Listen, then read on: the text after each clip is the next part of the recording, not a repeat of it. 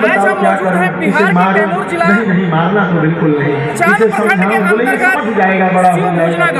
अरे तो समझाने देती नहीं, मारने देती नहीं, तो आती किस लिए हो? कि यहाँ पे एक गोपी बोली जब सबकी सुनी तो हमारी भी सुनो। और ये शुभ काम करने वाले हमारे बोले जज साहब हैं ओम प्रकाश तिवारी, ओम प्रकाश पांडे जी, जो कि कहीं न कहीं उनके दिलो दिमाग में आज भी ये चीजें चल रही हैं कि हम इस चीज को अभी जागरूक करें, जो परंपरा। मेरे घर में कल माखन चुराने गया, अब मैं सतर्क थी, मैंने सारी मटकियां हटा दी थी, जब इसे कुछ नहीं मिला तो गाली देकर के आया, कह रहा है कि इसके घर में आग लग जाए, कुछ नहीं है, घर बना के इतना बड़ा बिल्डिंग खड़ा किया है, एक छटाक माखन नहीं रखता, ऐसे घर का क्या मतलब? भगवान आएंगे तो भूख क्या लगाएंगे? और इतनी उल्टी सीधी बातें बोल करके आया है कि हम लोग सुन सुन करके दंग रह गए। एक गोपी बोल पड़ी, तुम नहीं जानती मेरे यहाँ क्या किया है, क्या किया है? लगे हुए हैं सर इस काल को सफल बनाने में। बोले सखी एवं हास्यानुसति कुरुते मेहनादी निवासो। मेरे घर में माखन नहीं मिला तो गली में रोज का कूड़ा करकट जो रखा हुआ था, सब मित्रों को लेकर जो कूड़ा करकट बीच आंगन में जमा करवा कर भाग गया है। 3 दिन से सफाई चल रही है आंगन की। अरे तो मेरे घर में छिपा दो, बोले जो हाथ में कंगन पहनाई हो, इस कंगन के प्रकाश से ये देख लेता है। अब कन्हैया जी बार बार कहते हैं मैंने चोरी नहीं किया, ये झूठ बोल रही है। गोपियां बार बार कहती है इसने किया है। यशोदा जी ने कहा देखो सखी, तुम कह रही हो चोरी किया है, अब मारने दे नहीं रही, ये कह रहा है मैंने नहीं किया, तो चलो रंगे हाथ पकड़ करके लाओ तब मैं मानूंगी। ठीक है बहन। एक दिन भगवान पकड़ा गए, जितनी मतलब कुरीतियां फैली हुई हैं, सब ग्वाल बाल तो भाग गए, पर भगवान जी पकड़ा गए। गोपियों ने घेर लिया, बोल तो नहीं जाते साथ क्या किया जाए। हमारे सनातन धर्म में जाति का कोई बंधन नहीं। भगवान ने कहा कि मुझे छोड़ दो, सबका स्वागत है, जो भी सनातन धर्म को मानने वाले। गोपियां कहने लगी तुझे छोड़ूंगी नहीं, तेरा आदत नहीं छूट रहा, तेरी मैया भी नहीं मान रही, तुझे ले जाऊंगी माँ के पास। कन्हैया बोले अगर माँ के पास नहीं ले जाओगे तो क्या करना पड़ेगा? गोपियां बोली तो नाच के दिखाना पड़ेगा तब छोड़ूंगी तुझे। भगवान नाचने लगे। 10% जिन्हें शेष महेश दिनेश सुरेश नित्य ध्यान करते हैं, भगवान एक मिनट दिखाई दे दीजिए। वह गोपियां एक कटोरी छाछ लेकर के कन्हैया से करिए नाचो तब दूंगी, और भगवान नाच रहे हैं। यही भगवान की भगवत्ता है। 27 को जल भरी थी। जब भगवान नाचते नाचते थक गए, भगवान बोले गोपी तुम्हें शर्म नहीं आती?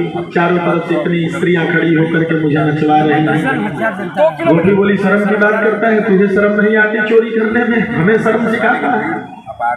छोड़ो मुझे, वैसे नहीं छोड़ोगे। सबके गोद में आ करके, जैसे माँ के गोद में बेटा जाता है, वैसे गोद में आकर के हमें आलिंगन करो तब हम छोड़ेंगे। भगवान सबके गोद में गए, सबने चुम्बन लिया, सबने चूमा चाटा, तब भगवान को छोड़ा। भगवान जाते जाते कह गए गोपी हमें इतना भी शरीफ मत समझो, हम बदला लेकर के रहेंगे। एक दिन गोपी पकड़ ली, भगवान कुछ भी कहे तो गोपी छोड़ नहीं रही। भगवान बोले देखो छोड़ दो, हमसे उलझना ठीक नहीं होगा।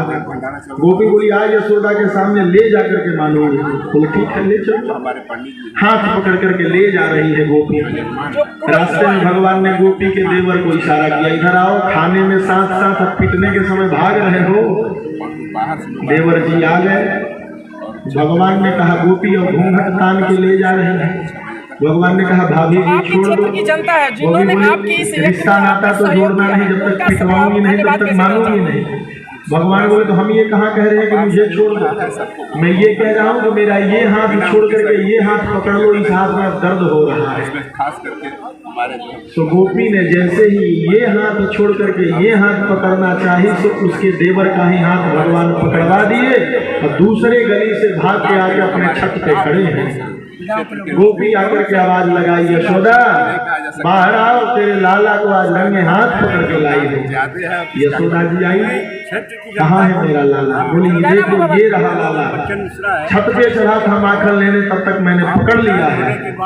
यशोदा जी हंसते हुए बोली सखी जरा घूंघट उठा के देखो तुम किसे पकड़ के सर लाई जो हो। आपका कार्यक्रम रहा था जैसे ही गोपी ने घूंघट उठाया देखा ये तो मेरा देवर है, इतना कृष्ण बड़ा जी को आयोजन छप्पे किया है करके सर, हंस ये कहीं रहे न कहीं हैं। काबिल की तारीफ है। तो और भगवान ये बोल पड़े जो क्यों आज भाभी की जो कह रहा था मुझे सिचुएशन है, छोड़ दो। और इससे अब आपका भैया जो को बाजार से आने दो तो मैं विचार है, कहूंगा कि सर, कहीं न देवर के कहीं साथ आजीवन हाथ जिंदा जुड़ा के रहने वाला घूम है, रही है। रेस्पेक्ट। हमसे उलझना अच्छा नहीं होता, मैं उसी समय बता रहा था आपसे।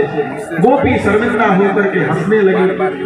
इस तरह से भगवान के दिव्य लीलाओं का वर्णन श्री सुखदेव भगवान करते हैं। भगवान बालक क्यों बनते हैं? बार आग्रह किए स्वामी जी थे। बालक का हृदय एकदम स्वच्छ सरल सहज होता है।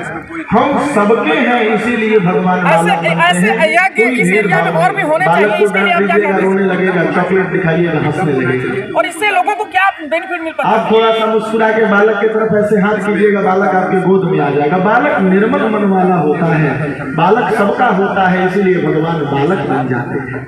एक जगह मिलते हैं लोग, हमको रिटायर होने के बाद हम गाँव से एक दिन भगवान ने मिट्टी खा ली। लेकिन रिटायर होने के सब लोग पुकार लगा करके कहे मैया कृष्णो मृदम भक्षितमान। परिचय हुआ। मैया दौड़ी दौड़ी गई, कान अंक करके बोली लाला पहले माखन चुराता था, मिट्टी खा रहा है। भगवान ने कहा नाहम भक्षितवान अम्ब सर्वे मिथ्याभिशंसिना। सब लोग झूठ बोल रहे हैं, मैंने मिट्टी नहीं खाई। लेकिन नौकरी के मेरे कहने का सर यही मतलब था कि जो आपने एडवर्टाइज किया है वो सब आप समाज से करके थे, लेकिन आज जिस तरह जोड़ने का काम कर भगवान रहे हैं, बोले कहीं न कहीं अगर बहुत बड़ा विश्वास नहीं है माता तो यदि सत्य गृहस्थ रही समक्षम पश्चिम में मुखम, मैं सामने बैठा हूँ, मुंह में देख लो अगर मिट्टी हो तो। मैया भी क्रोध में आकर के बोली मुंह खोलो। तो भगवान ने जैसे ही मुंह खोला, ज्योतिष चक्रम जलम तेजो नभस्वान यदेव च नदिया पहाड़